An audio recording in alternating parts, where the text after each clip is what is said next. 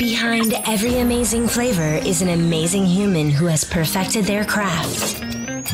Welcome to Flavors Unknown, a behind-the-scenes look at new flavors and the chefs, pastry chefs, and bartenders who create them, with your host, Emmanuel.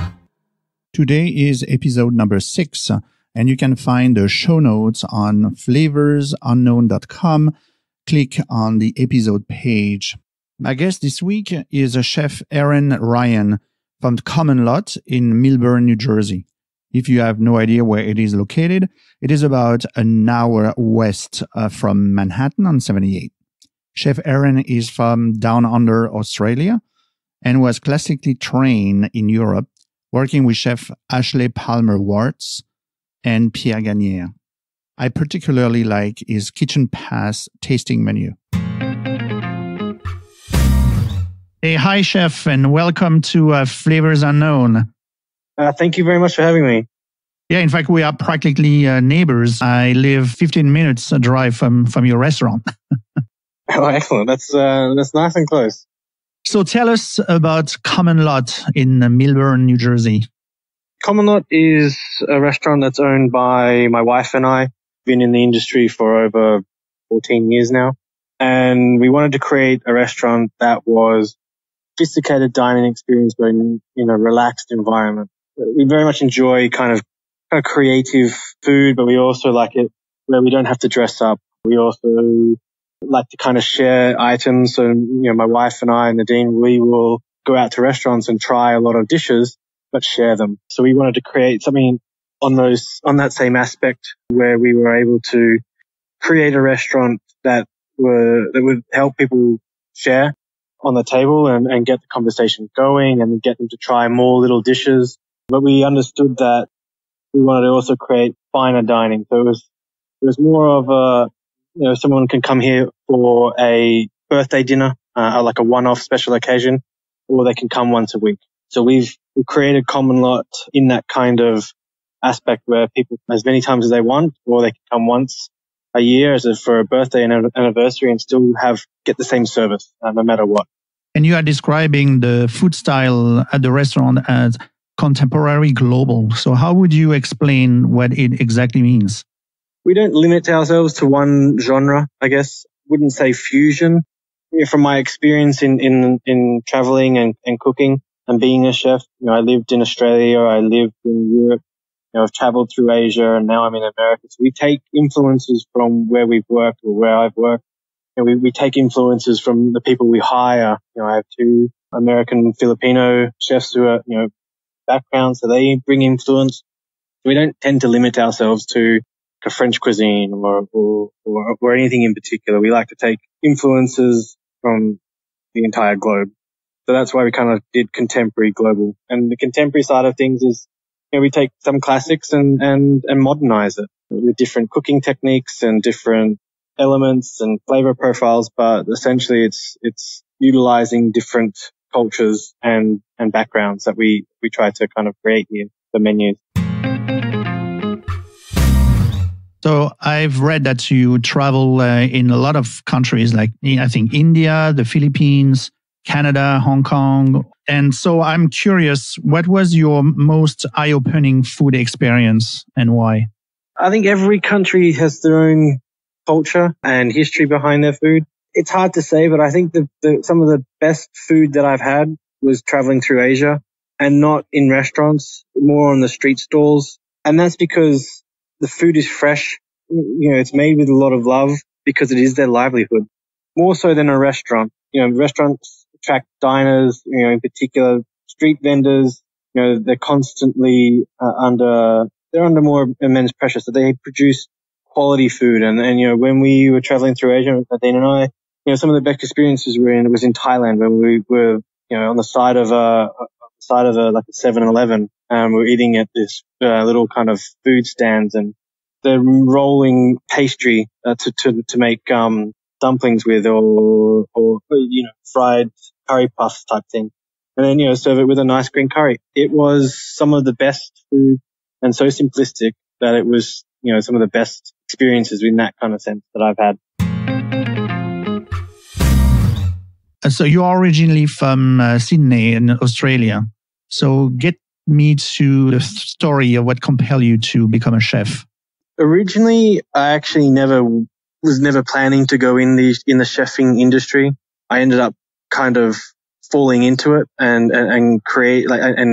getting a passion for it. I was always planning to go into hotel management, still in the hospitality industry, but more of the hotel side of things. So we had to do a course of commercial cookery, and I fell in love with the fact that it had this element of learning. Every day that we did the course, there was something new to learn, and it was constantly moving and changing and different techniques. And I think it just inspired me a little bit more than the hotel side of things.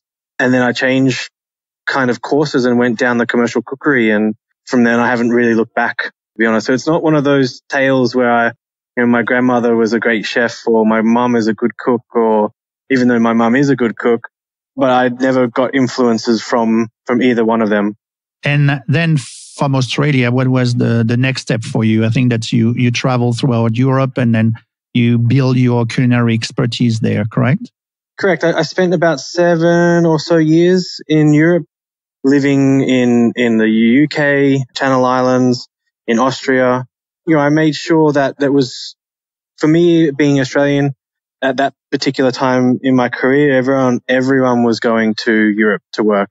And the whole part of being a chef was paying your dues in Europe, putting in the hours and putting in the discipline, and because it's such a different beast compared to anywhere in the world. It was all about building my career. I didn't rush it. I didn't rush my career. I didn't, try to get sous chef as quick as I could. I just went there to learn. And then as I came back to Australia to kind of, progress my career, I was fortunate enough to kind of obtain positions, like a head chef or sous chef position based on what I've learned and the years that I spent learning about, cooking. And so who has been your most influential mentors? I have a couple. Ones, that are based in Australia, Derek Baker and Keith Cawthorne. They were chefs that when I applied for their restaurant, it was a very small restaurant. It was the 2 head chefs and me. So it was I got basically one-on-one training with Michelin star chefs who were English but moved out to Australia. They taught me discipline in terms of respect for the produce and respect for the details, even down to cutting the tape. We weren't allowed to rip the tape. We had to cut it with scissors, and to this day, I still remember the reasoning behind it. And it just shows, that you're committed to the details. You're committed to being proud of a chef. We didn't have all the bells and whistles at this restaurant. We weren't pulling, filet. We weren't using foie. We weren't using truffles, but we were using secondary cuts. We were using cuts that people weren't associating as high end and turning them into quality meals that was recognized in Sydney as a top restaurant. When I moved to London and worked for the Fat Duck Group under Ashley Palmer Watts, he taught me humility. I think he taught me, how to act with chefs, how to communicate with chefs, how to educate and train. And his one philosophy that he taught me was that no chefs are the same. So you might be able to train one chef one particular way, but you can't train that another chef exactly the same way. So you have to adjust. The way that he respected his staff was admirable. So I always looked up to him in that sense. He commanded this respect through giving respect and communicating, basically. Did you work with Heston Blumenthal at that time? Heston was around when I was at dinner by Heston. He was around, but mainly it was Ashley. We got to meet Heston a few times, and when I went up to Fat Duck, I would meet him there and stuff, but I never really worked underneath him. Have you worked with Pierre Ganière as well? Yeah, when I worked in London for Pierre Ganière at Sketch in the lecture room for the 2 Michelin star restaurant. That was an experience. That was probably one of the hardest years of my life. Coming from Australia, going straight into like a European kind of style kitchen. I was the only real English speaking person in the kitchen. I didn't really know French very well. Actually, I didn't know French at all. And it was a French speaking kitchen. They helped a little, but it was a French kitchen. And it was eye-opening. It was discipline beyond belief. I don't know if you could get away with some of the stuff, that used to happen anymore, but, it just showed me what European kitchens were like. They were ruled with an iron fist. And because the pressure of retaining Michelin and retaining the reputation is everything, especially in London and Europe. So the food style was amazing. And to meet Pierre Ganière he came every 6 weeks and looked at the menu and developed and trained the chefs. He worked side by side with me, and it scared the crap out of me when he was coming. It made me really nervous. I'm not gonna lie. And to this day, every time I see a footage of him, he just reminds me exactly of where I was that day. He was good, but sometimes not too good, correct? Or not that good. Yeah, exactly. His presence when he walked in, it was like, wow, this is Pierre Ganière. I was like, at the start, I was like, wow, I was starstruck. I was like, oh wow, this is great. And then later down the track, I'm like, oh my God, he's coming. I've got to, it's not like I didn't switch off. It's just, there's just this level of, there's just another gear that you have to hit every time he's there, because all the chefs want to produce and basically not fail in front of him, and I'm not going to lie, I failed in front of him and it was embarrassing. It's just the way it is. You have to learn from your mistakes and roll with it. So what's the biggest lesson that you have learned working with him? I have to say it was all about the detail. Again, it was the smallest details. Which way my copper pots were lined. The handles have to be the same direction and working clean, working tidy. And how you can take something so simple as a shrimp or a langoustine and create this meal that has 3 or 4 different varieties of how to cook a langoustine. And utilizing the entire ingredients to your benefit. Of course, we had all the bells and whistles at this stage. We had the foie, we had the truffles that would roll in. So for me, I was like, I've never seen this amount of truffles before. I've never experienced white truffle. I've never experienced, blending foie gras into a jus to order. But that was kind of the style that it was. It was opulent. And if there's any of this, let's say, learning that you have done at that time that you are applying in your current restaurant in Common Lot? From the chefs in Europe? Yeah. Yeah, there's definitely, we definitely utilize some of the training that I've been given, some of the recipes that I'd learned. As being an owner of a chef with my wife, can't get a lot of the bells and whistles. I can't get, every now and then we can, but, I've learned that restaurants are not always successful purely because of using high-end ingredients. So you have to kind of just create consistency. And I think the consistency part of things was drilled into me in Europe. Everything was about consistency and exactly the same. And every time that someone eats there, they have the same experience if they come once a year or 20 times a year. So the consistency part of things in Europe was drilled into me. And I think that's what we strive for at Common Lot, is that every experience is of the same quality, be it with the food or the service. We try to avoid lacks in kind of creativity or service or the food. We always strive for consistent food. That's why we have recipes. I mean, do you think that sometimes discipline and consistency go against creativity? In a way, yes. I think it's a fine balance between all three.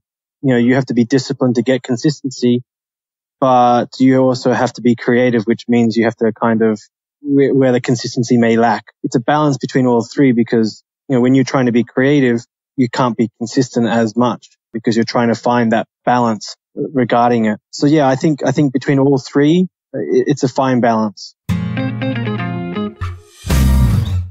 So can you describe to us your creative process? So I sit down with my senior chefs. I sit down with my sous chef Mike and my junior sous Tim, and we go through a process of seasons. So we know we start with, okay, the coming season and, working from in end of spring, summer, basically, we'll start thinking about the fall menu and we'll write down what proteins we want to use. And then we will write what vegetables we want to use, kind of what flavor profiles that we're after.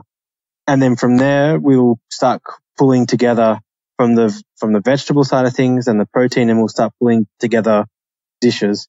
You know, we also stick to classics in a sense, classic combinations, but we also, you know, we're in constant contact with our suppliers as well as to what's coming into season, you know, especially our fish suppliers. So we're always in constant kind of text message or email correspondence to make sure that what we want is available and at a solid price. But it can take weeks, and, you know, just weeks just to get down like what we want to use. So if it's quail, or if it's skinny hens, or if it's pheasants, venison, game meats, and whatever. For us, it took 3 weeks just to get down a rough menu, you know, going back and forth. And then from there, we start to kind of test it. There might be another 3 weeks of kind of testing flavor combinations and dishes and stuff. So in the end, it could take, you know, anywhere from 6 to 8 weeks to get the menu changed. So the first step is the produce. You're talking about, you know, the seasonal ingredients. What is the step after? Where is the inspiration come from? We work off the seasonal produce, and then from there the next step is basically testing it. You know, what kind of cooking methods do we want to use? What kind of textures and flavors do we want to use? So from there, we work on technique. We know that the product itself is in its prime condition. How do we elevate that product, whether it be venison? So, you know, we look at different cooking techniques, be it smoking or sous vide cooking or braising. So we work out then how we want the dish to be kind of created. And then everything else needs to kind of help lift that main product or main produce. Do you have some inspiration that comes outside of food? I have a big book collection. So, you know, books are a big kind of part of inspiration. You know, my two senior chefs are very into kind of history and culture as well. So we tend to, you know, base our inspirations off different cultures, you know, be it travel or just kind of knowing about cultures. So yeah, there's definitely other influences. Mike, my sous chef, does a lot of foraging.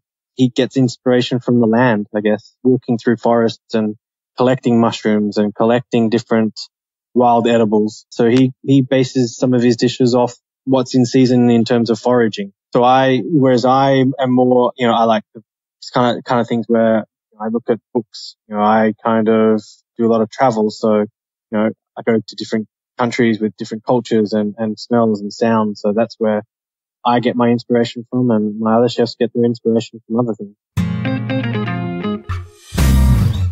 So you have two different types of menus at the restaurant. You have the small plates, you know, menu, and then you have as well the tasting menu that you call the kitchen pass menu. So can you take us through the process of putting together that tasting menu? Because I think, you know, it might be different compared to like a standard menu. So how is it different? So our kitchen pass menu is designed as a tasting menu. So about 8 courses, 7 to 8 courses, seasonally driven as to what's best in the season at that particular time. And then it's all about progression. So we design the menu to be light and inviting, like a little bit interesting, more out there to start with. So smaller bites, you know, either it be a single bite of something or a couple of bites of a product. And then we move into heavier courses. So it's basically about 4 to 5 small bites. And then we go into 2 kind of heavier courses, a fish and a meat. And then we go into, you know, like a palate cleanser and dessert. So it's all designed to kind of have a progression. So it goes from lighter to heavier with the savory courses. And then we have a nice kind of interesting palate cleanser, kind of refresh your palate, get you ready for the dessert, the final course. In terms of like the process, putting it together, it's a lot of trial and error. It's a lot of tasting and it's a lot of kind of figuring out where a dish should lie. So we have an idea of what we want to do in terms of all the dishes. And then the hard part is figuring out, okay, progression. Where would the dish lie in the progression of the meal? Is this too light? Is this too heavy? Does this have a stronger flavor? You know, is it too heavy to be so close to the start of the meal? So that's how we kind of create tasting menu. And you are changing it every 6 weeks, correct? Correct. had you to overcome the challenge of this high frequency for a tasting menu? It's based on repeat customers. We've worked out through kind of going through our history that people start to kind of come back to the kitchen pass every 6 weeks to see whether or not, seasons have changed.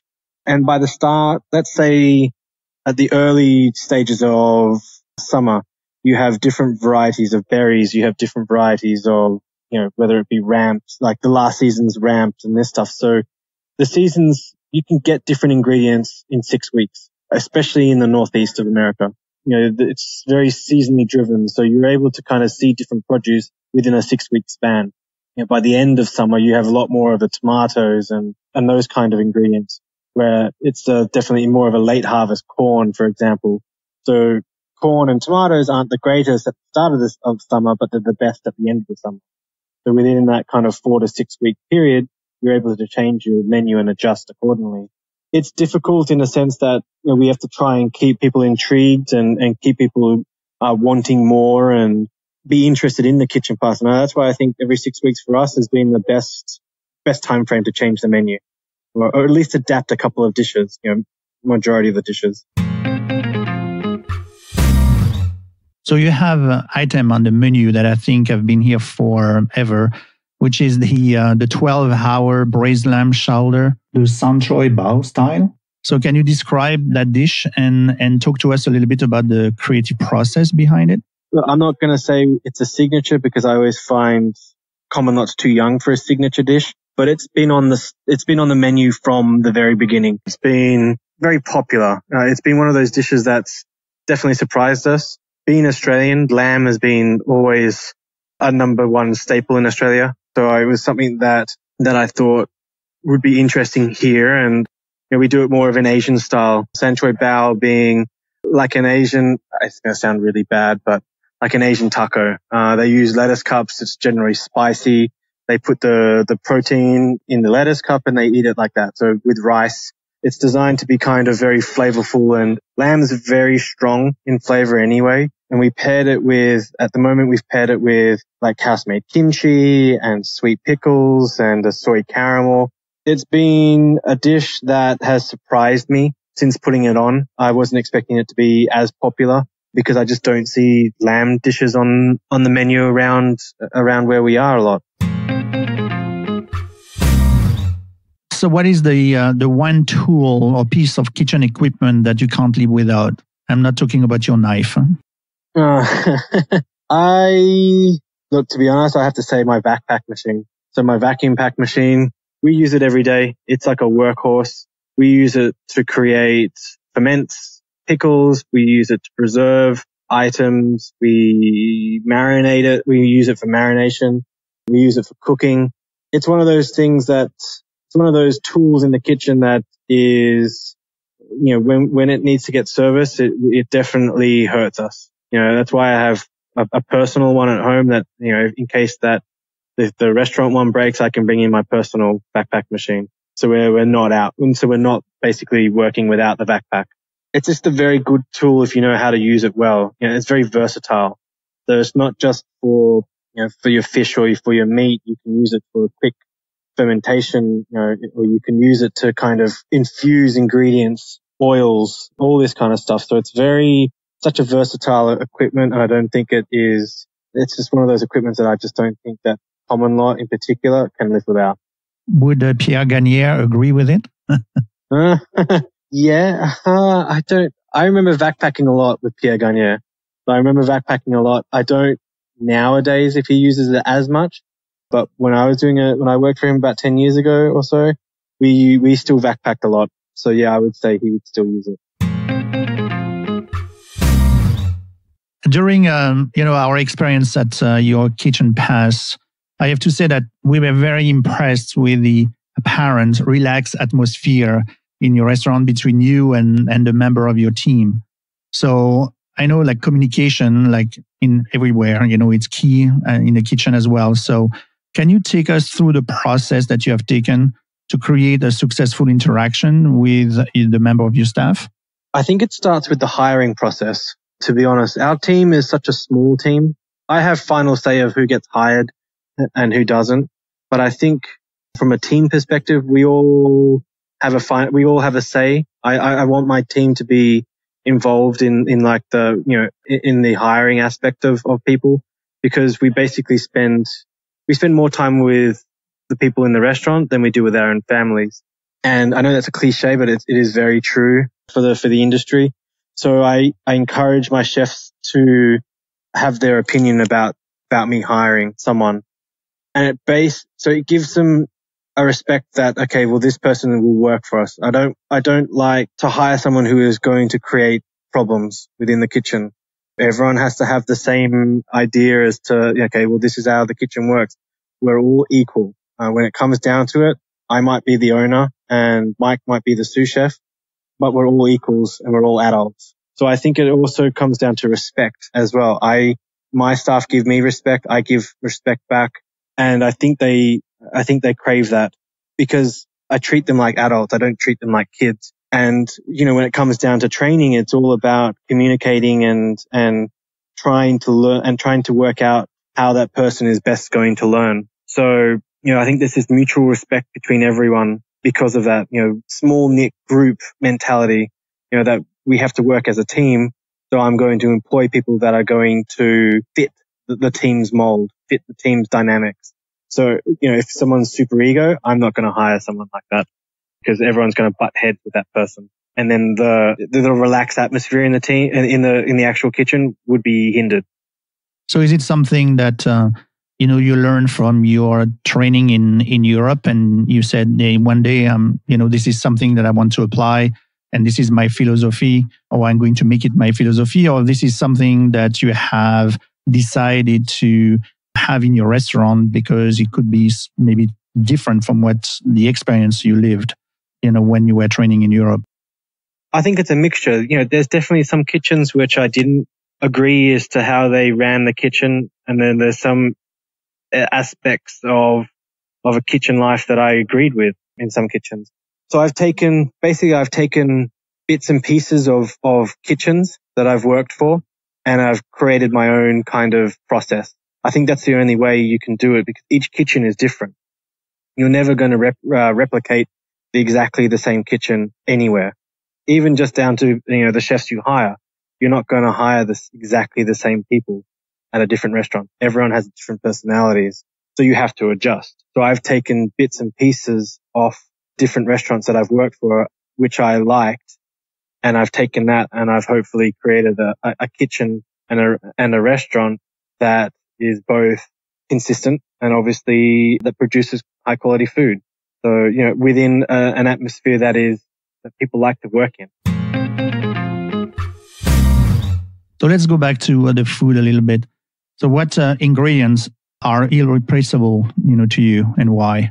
I always find this one the hardest because there's so many different ingredients that you could use that I could say, but, either down to stocks and sauces. But I think for me, it's micro cilantro or micro coriander. So the baby coriander, basically. I think the style of our restaurant is very, we have a lot of Southeast Asian influence and this kind of style of food.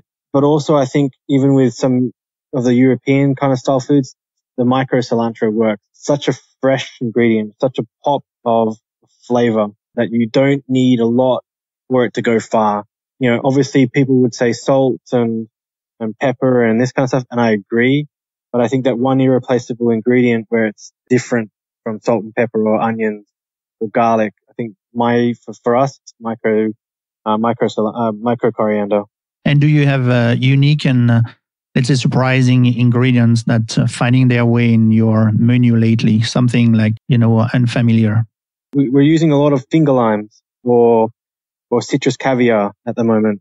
So it's technically, it's not native anymore, but native to Australia. It is it's like a fruit tree almost. It's basically a little kind of pod of all tiny little spheres of lime or highly acidic, and we use it as caviar. So like on seafood for that pop of acidic without having to just squeeze lemon on or squeeze lime on. So it's very hard to see. So you don't actually see it until you eat it. Basically like a burst of lemon and lime. And what's the name of it again? Finger limes. Finger limes. Okay. Yeah. So let's focus on one common ingredient, salmon. What unique and new dish can you prepare at home, for a home cook with salmon? For me, the way that we do, and common lot style, I always like the tartare.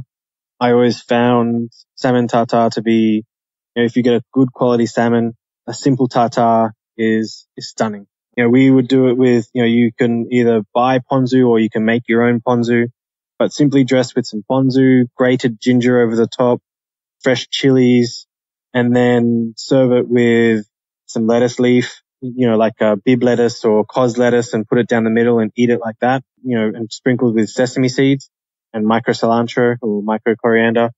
To me, I just love like that kind of sashimi kind of raw salmon. You get the velvety kind of flavor without getting that kind of cooked salmon flavor. And there's a special way for me at home to, to cut the salmon to have it as a tartare way. Depends on the size, but I just think, keep it small, keep the salmon, nicely diced small and not too small, but you want to be able to, eat and taste the actual salmon. I recommend just slicing just straight down and then laying it flat and then kind of just making like small cubes of salmon. That way, when you dress it, it still looks like chunks of salmon, but you're able to eat it. So maybe centimeter by a centimeter. I don't know what. Yeah, I don't know it either. Don't ask me. How do you make the homemade ponzu sauce?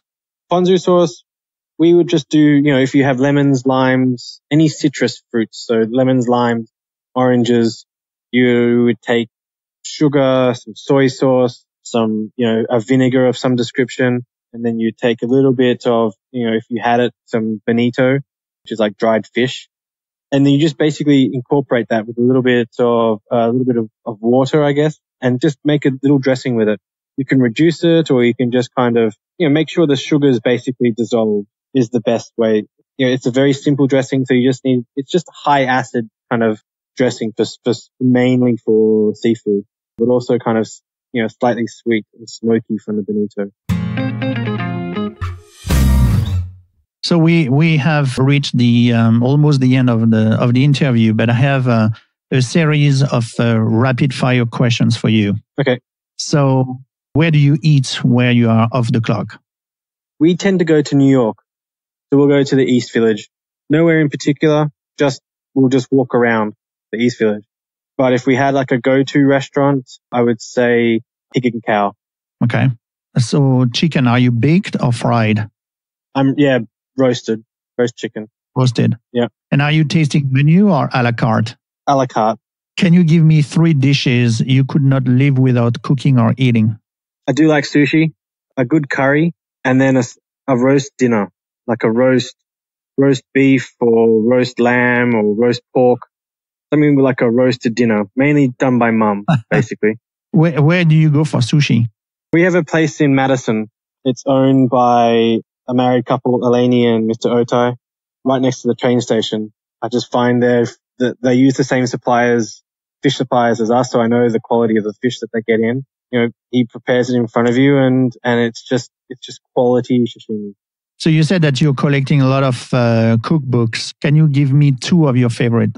That's really hard. Yeah, I have hundreds of cookbooks. There's Nose to Tail by Ferguson. He owns a restaurant in London, St. John Wood, I think. He does a lot of nose to tail cooking, but very simple food. So we have it's called Nose to Tail, and then the other one is called Chin Chin, which is a modern Asian restaurant in Australia.